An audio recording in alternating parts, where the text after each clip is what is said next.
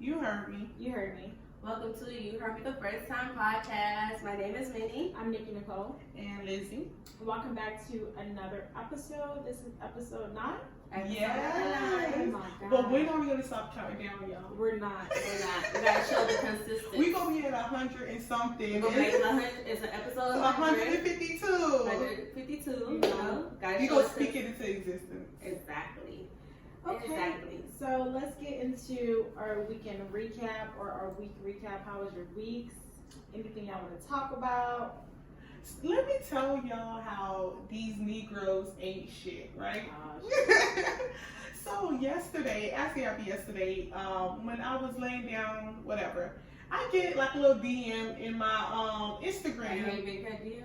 No, I don't know this dude from nowhere, but I get a DM. I'm like, okay, first of all, you're not my type, but okay. So I wasn't gonna even respond, but then I looked into my story and he posted his girlfriend 9 minutes before. I'm like, what the fuck? Like, I'm not even. I shouldn't be surprised because these niggas. But They love you everything. had the audacity to DM me, knowing that you was about to post your girlfriend. Wow. and then he posted 2 pictures, not even just one. And he like, Oh, so you love her. he was like, distance isn't a thing. Made you my DM. But you're in I don't my like that. DM. I don't like that. Like, I really don't like. Don't ever send me emoji eyes if you got a girl. Exactly. I was tempted. If he tagged his girlfriend, I might have slid in her DMs like, No, don't do that. Do not do that. child, call it. She'll find out another way. You're right. It was. And then she might get mad at you for sliding her DMs on her shit like that. Mm-hmm. It might Fucking up shit. Yeah. I didn't ask you what was going Okay, on. like what the fuck? Like I'm with him every day, so this little thing doesn't mean nothing. You know, our And look, relationship all is better. she gonna say, all he said was, "Hey," just say, "Hey" back. Period. He said, "Hey, gorgeous." Oh, well, he thought you was pretty. Like she might get mad at you. Yeah. So. But I'm over DMs, and I think just in 2020, So you won't date someone who's sliding your DM? you gotta be a real special type of guy. I think I'm You over gotta have a it. blue check mark. Child, I have a blue Those one. blue check marks doesn't mean anything. So They sure don't. Yeah. So let me get one. My friend, she actually started doing online dating, Mhm. and she met someone, and they've been talking for 3 months now. Mm. Yes, it's going really, really That's good. good. I was like, okay, that's good. Like he seemed like a upstanding guy, Mhm. and he looked the same in his. So when did you ask him to delete his online profile? Well, that's crazy because he asked her to delete hers the first 2 weeks of them Oh, talking, no, sir. I don't even know you. and she deleted it. She did? Yeah. Did he delete his too? Yeah. Okay. His thing was he didn't want to get charged, but you know, you get like a set trial period or whatever. Oh, So he was no. like, all right, find the girl that I want, so delete. And he told her to delete hers, and she shouldn't have deleted hers. Oh, he's like too much. Cheap. So we about to get into some real deep stuff right now. We about to Ooh. change the trajectory of this podcast. We are talking about generational curses All right. and everything that comes with it. So when you guys think of the word generation of curses, or when you hear that term, what do you think? I first think just like what I need to fix, like the mistakes of my ancestors. I think that's the first thing when I think of generational curses. And I think it's really important that we do realize and take accountability for the generational curses that our parents gave us, because there's not a handbook on parenting. Absolutely. So what a lot of times it's like what your grandparents told your parents is what they pass on to you, and that's not always right. Always right.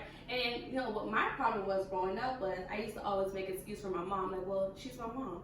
Like she's my mother. Yeah. Like that's how she is. I knew her for however long or whatever, so that's just her attitude. Yeah. So just deal with it. Like I would tell my little brother, like, oh my gosh, it's your mom. Why do you get so upset? Yeah. Just deal with it. But I had to realize that's not right. Yeah. Wrong is wrong, right is right. And you know, at that moment, I had to apologize to my little brother as I got older. Like you was so, because he used to preach to me. He was like, just because that's your mother doesn't mean she have to disrespect you, or you know, it doesn't mean that everything that she say is right or whatever. Absolutely. And we should be able to let her, especially now that we're older, we should be able to let her know, like, you know, when you did this, I didn't like it, or when you said this, I didn't like it. I think our generation you know, we seek knowledge, but I feel like our parents' generation, they're so stuck in their ways. Yes. It's like when you try to educate them, like, you know, just because you grew up that way doesn't make it right. Doesn't make it That's okay. still a trauma that you had to deal with, and you're bringing it over to, you know, your children. Mm-hmm. And like Elizabeth said, there's really no handbook to parenting. Yeah. You do your best. You know, you do what you think is right for your children. So I had to learn to forgive, you know, the people that raised me, because I'm like, you could have did this differently, you could have did that, but you know, they just did the best they could. And I think a lot of times when you try to have that conversation, like, oh, you know, I don't think that this was a good way for you to have had maybe parent me or whatever. Situation. It's always like, oh, well, you still turned out okay. I turned out okay. Or I'm the mother and you're the child. Yeah. And it's like, it's no actual accountability for what you did wrong. And then what parents don't realize, it does, like, you know, back in the days, it does bring trauma to the child. Yeah. And sometimes as a child, you don't realize until you get older. Yeah. And you're thinking like, well, why do I do this? Why do I think this is okay or whatever? Not realizing that's because of how my parents raised me. Absolutely. And then sometimes it's hard to come out of that or whatever. Yeah. Sometimes people just, because with me, I think my problem growing up, I used to just put everything in the back of my head. Like if something happened to me, I just put it back in my head. I never dealt with it. And then it's like, it's times like now at the age I am, I find myself breaking down, like just thinking about something. I'm like, well, damn, that's real messed up how I was handled when I was, that like a particular situation was handled when I was younger. Yeah. So it's just like, you know, if you realize the problem, you should definitely try to fix the problem. Yeah. I think one of the childhood traumas I had to deal with is, for majority of my not adulthood, what is it? Childhood. Adolescence. Okay, come through, Fabio. That my stepfather helped raise me, and when him and my mother divorced, that was really big for me, because it wasn't a transition where there was trouble in the household or something that, you know, the children could see. It was just literally one day we're getting divorced, and after that day I never seen him again. And to me that was very traumatic. Mm-hmm. So you know, going into adulthood, I'm not gonna lie, sometimes when I'm dating men, I'm literally just waiting for them to fuck up. Ooh. I'm waiting for them to like, okay, he's good right now. Yeah. 3 months from now, okay, he's doing good right now. I'm just literally waiting for you to fuck up so I can end the relationship. And I have learned that just, you know, the disappointment that came from my childhood, I'm carrying that into my adult relationship. That's deep. And you know, I just to kind of like piggyback off of that, I think like a generational curse for my family, that we have a lot of strong women. So when it comes to strong women and etc., I think it's like they don't trust men. Mm-hmm. So I think that is something that was kind of like supposed to be passed on. Like when you look at a man, he's kind of like, you're always supposed to find the negative to it. You're always supposed to find instead of the positive, and that's something that as an adult, I'm trying to shake out of. Like, I can actually trust somebody. Don't listen to what other people are saying. Don't listen to just because my mother doesn't trust men, whoever doesn't trust men, I can still trust them and feel comfortable with the man, because I want to find love, and you can't find love if you don't sit there and actually have some type of trust in them. You're not supposed to be stupid, right? But like, you know, not be stupid in love, but you have to let your guard down and trust somebody to find love. I think with me, I don't know if it's like considered a childhood trauma. Like I said before, like I had to apologize to my little brother because I used to always make excuses for my mom. And like growing up, so my mom raised 6 kids. Wow. She raised 6 kids by herself. 2 that was not her own. Yeah, gotta count myself. Yeah. So 2 wasn't her own. Her mother died when her brother and sisters were at a tender age. So she took up their responsibility. So she raised all 6 of us, no father, no help from no one. When I was growing up, I looked at it as my mom is a hardworking woman. She's trying to provide for her family, you know, and I got that aspect from her. But when with my little brother, he took it as my mom was never there.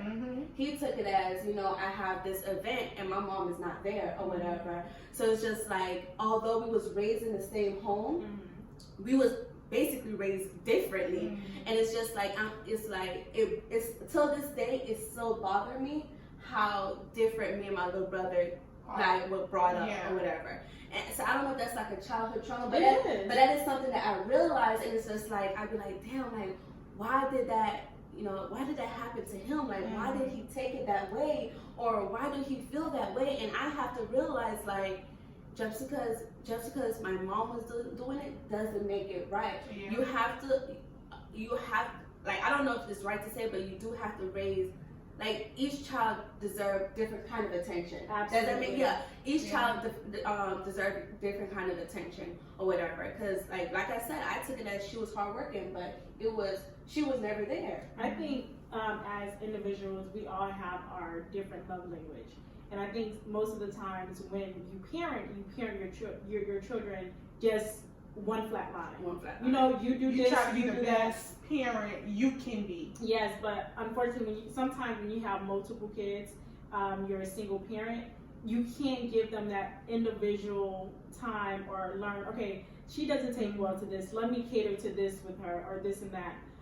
So I feel like when you just parent without even trying to figure out like how each child feels. Absolutely. That's the thing. Like they don't. And, I'm a parent now, and that's one thing I try to do as I recognize what was done to me in the past, or how certain situations handled with me in the past, and I try not to bring that on to my daughter.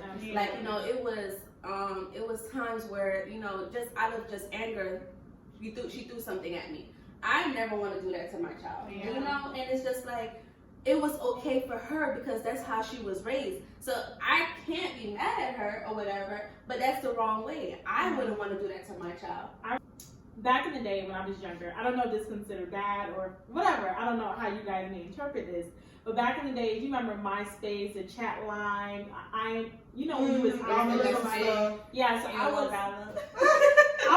I was messaging this guy back and forth, and we was flirting, this and that. And my mom found the messages on the computer, and she went fucking crazy, right? She went to the extreme of taking me to the police station. Oh, wow. Yes, she took me to the police station. She's like, she's chatting with the guy. I don't know what to do. And I understand maybe, because she raised three girls at that time on her own. So it's like, when at a young age you see your 13-year-old flirting with a guy, you lose your mind. Like you don't know who to turn to, where to go. But to me that was traumatic. Now I feel like, okay, did I do something wrong? Am I not supposed to like boys? Am I not supposed to feel these feelings that I'm feeling? You're hitting a good spot, because sometimes when you're younger, you get in trouble and don't know why the hell you're in trouble. That's exactly how I felt, because I was feeling these feelings. I was starting to feel attracted for men. And then when I did act on those feelings, I was taken to the police station. And I'm not trying to put the blame on her, because she did what she thought was right. Because, you're chatting with people, and at that time, the internet was kind of new. So maybe she was scared that I was going to meet them. I don't know the reasoning for what she did, but I know, to me, that could have probably been handled differently. That's why it's important. Talk to your kids. Yeah. Have conversations with your kids. Explain to them, when you do this, this is what happens. So don't do it. Don't just yell at them like, don't do this, don't do this, don't do this. Well, mommy, why can't I do it? And I definitely think, like, for speaking about Nikki's experience, I think for young women, we're protected. Well, girls at the time, we are protected. They don't want us talking to boys. They're like, oh, wait until you're 16. Wait until you're 18. I was told 21. Exactly. Like, they're like, wait until you're an adult to talk to boys. But it's not like we don't get these feelings. It's not like we don't want to talk to guys. But then on the other end, boys are raised when they have a girlfriend at a young age. It's cute. Oh, so cute. Yeah, he got a little girlfriend in school, but it's not look like that for the girls on the other end. Yeah, I definitely agree with that. I know with most Black people, we don't talk about it, but mental health. You know what I'm saying? Mental health in the Black community, in our Black, families. Have you guys ever thought about therapy or seeking therapy? I would love to go to therapy. Like, I haven't actually, did it or act on it, but I think everybody should. It's just somebody to talk to. It's just a person to express your feelings or whatever. I think we need to take that stigma out that going to therapy means that something is wrong with you or that you're lacking something. I never been to therapy before, but it's been a situation where I felt like I needed therapy, like I need to talk to someone. But it's just like I feel like my therapy is just crying. Like that's my therapy. And that's not a good thing, but that's literally my therapy is just cry.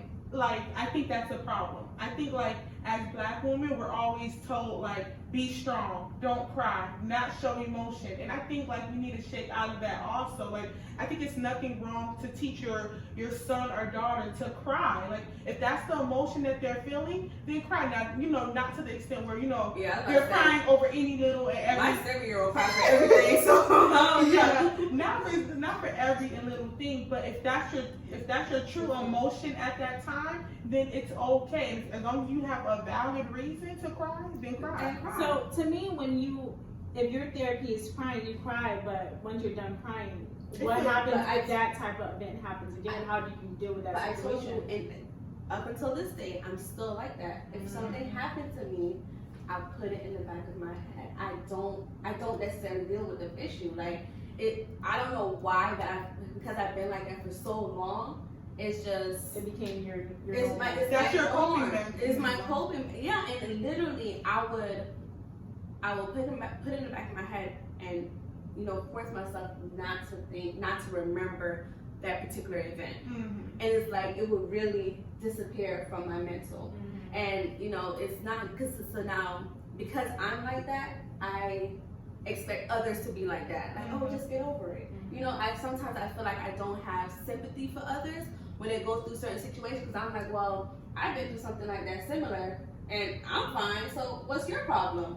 Yeah. And I had to realize that's not okay. Not everyone deal with stuff the same way. And going back to what I said, that's why my little brother affects me so much, So what are some other generational curses you feel like we have to break or, we don't shed light on? Generational wealth. Ooh.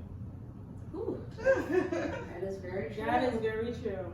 I wish I had her like Instagram or something to shout her out, but this woman that I went to school with or whatever, she literally started 2 businesses for her children. Like they have like a vending machine business and they have like a snow cone truck, and she pays her kids like. She literally started LLCs for her children, and now they can literally grow with that business. I think we definitely need to like just step it up when it comes to generational. Y'all remember when your parents used to put the light bill on your name? Oh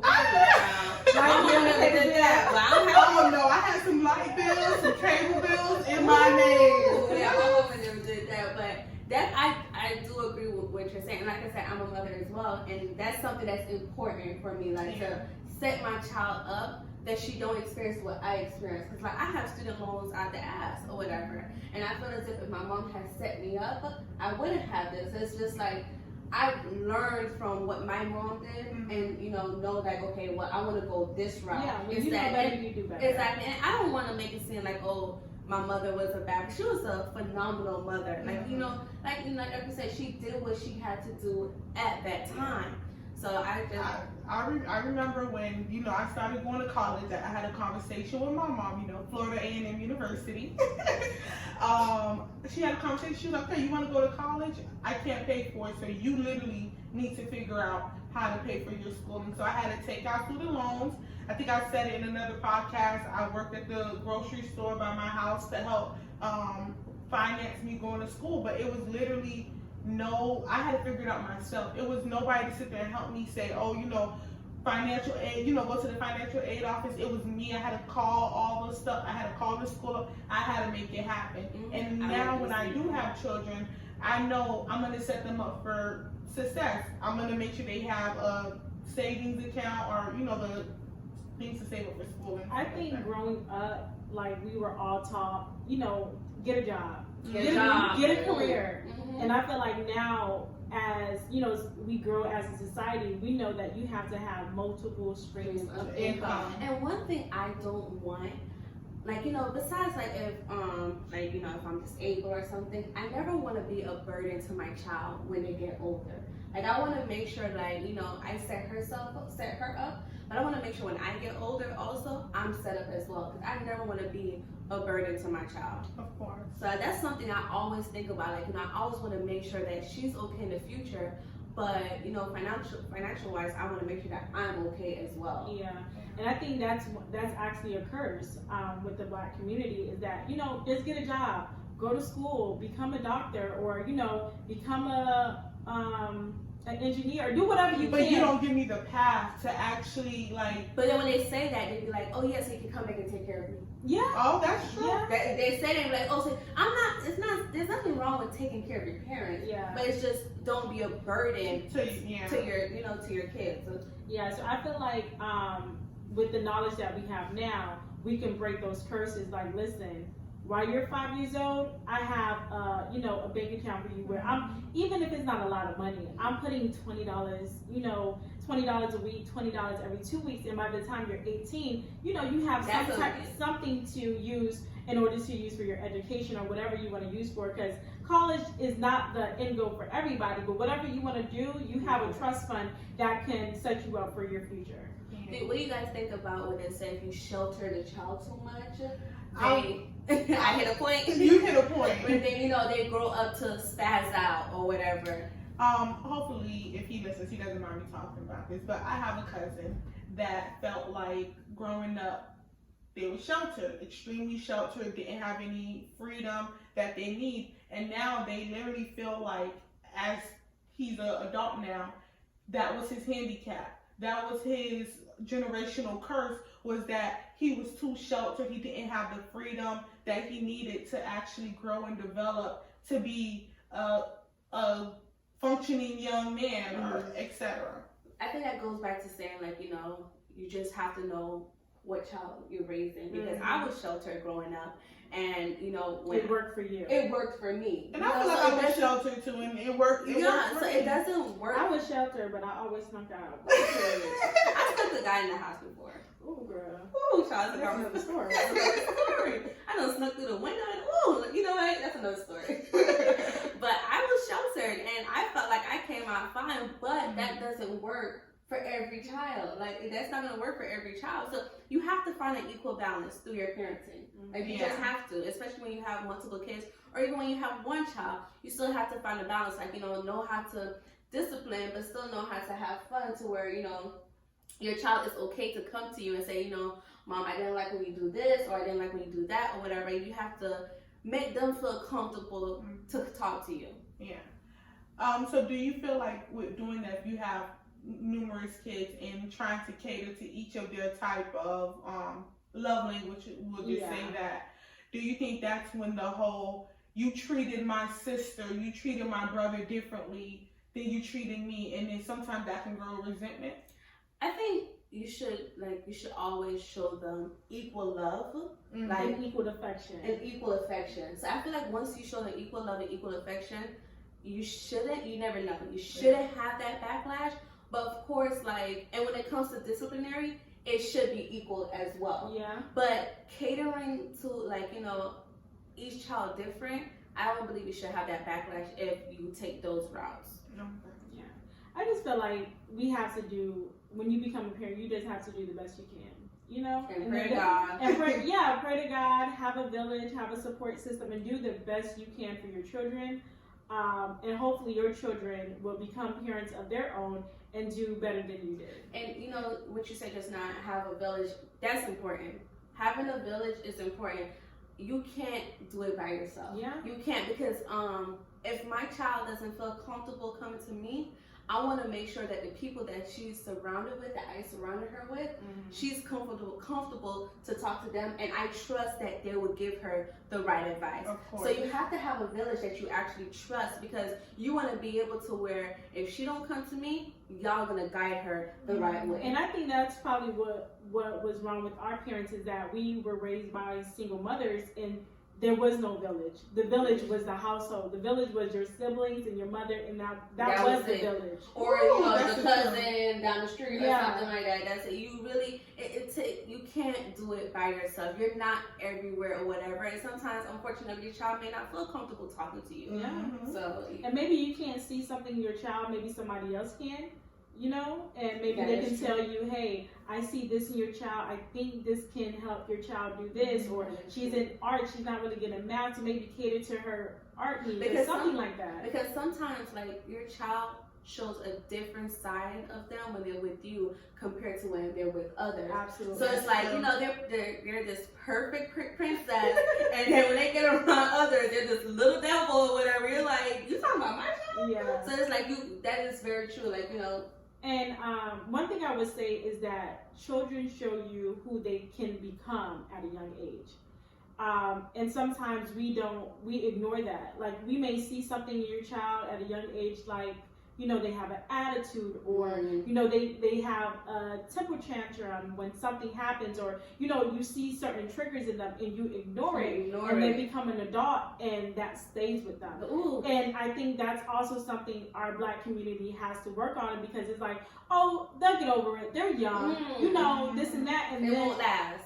It won't last, or it's a phase. And then now they become 16, 18, and they're in the real world, and they're using those same coping skills they had to use when they were younger, and it's not working for them. And that is so true. I know we're all island gals. Yeah.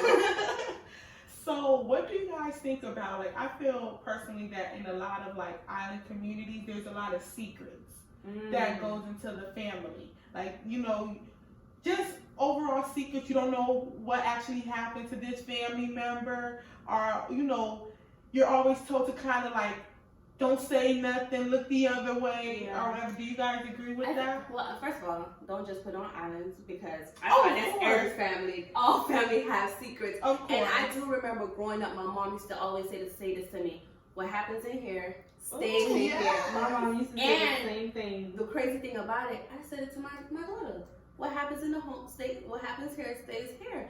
So I don't even know how I really feel about it. Like, do you really need to know? Like, no, I think sometimes it can have a really negative connotation. Like, sometimes somebody can be getting molested, and then it's like they go and they actually tell their parents, hey, I felt uncomfortable around this person touched me, or something like that. And then you're like, oh, sometimes the parent, and it's not all island people, it's universal. You get the whole, don't say nothing, be quiet, like, that is. You took it the wrong way, and I think that's a really big problem that we have in the overall Black community. But because we're from the islands, it's prevalent. You took it the wrong way. Ooh, that statement just hit different. That statement hit different. Because how are you gonna tell me that I took it the wrong way? Like, you don't know what emotions that I felt when they were doing something like that to me. And then I feel like that's why sometimes kids are uncomfortable speaking about really big traumatic events that has happened in their life. I'm sorry. I actually had a best friend. Unfortunately, she got molested by her uncle, and she never told her father, which was her father's brother, and she never told her father. She confided in me, and she told me, and she always said that she didn't tell her father because she didn't want to hurt her father by telling him that. And I'm like, you can't hold that in. And at that age, she may have been 17 at the time. I'm like, you cannot hold this in. You have to tell. But unfortunately, that's how it is with a lot of family members. Yeah. Like, you don't want to mess up the good unity that we have right now. And this same uncle is coming to dinner, and you're going to mess the vibe up because it's something that you feel like you did. That you did. And that's why, like, since she was young, I used to always normalize having conversations with her, even if it's something simple as she come in the car. How was school today? Yeah. What did you do in school? So I kept doing that to the point that when she come in the car, oh, mommy, school was good today. This is what happened. This is what happened. Whatever. I even remember a time when she was getting bullied at school by a little boy. He kept on picking at her like, oh, you're my girlfriend, and it made her feel uncomfortable. And I'm so happy that she actually came to me and told me, like, mommy, he keep calling me his girlfriend, and I don't like it. At such a young age, that was very important to me, like to know that she realized that this boy is doing something to her that she don't like. I have to tell someone. So you have to normalize having a conversation with your child. You have to normalize, trying to make your child feel comfortable telling you things like, look, it's okay. If something happened to you, come and tell me. It's okay. We will deal with it. Because I think we all go through traumatic experiences in our lives, and it's just a lot of times we feel the need to have to keep it a secret. And that, like I said, definitely like in just the Black community or etc., it's not really, you don't want to talk about it because you don't want to sit there and hurt somebody else or make somebody feel uncomfortable, but you have to put yourself first. You have to put yourself first. Amen to that. You really do. So you guys leave us a comment down below. Let us know whatever generation curses you had to deal with, how you're, changing the generation that you're raising, if you're raising children. Leave us a comment down below. And it's okay to talk about it. It is okay. It is okay. We have to definitely change the narrative so that the generations after us feel comfortable to speak up. Yes, and say when something is not going right, because we can't fix ourselves as a Black community as a whole if we don't know what's going on, if everything is kept quiet. Especially women, especially little girls, like, young ladies, talk up, speak up, period. Leave us a comment down below. Okay. Until next time, guys. My name is Minnie. I'm Nikki Nicole. And it's Lizzie. And welcome. And this is You Heard Me the First Time.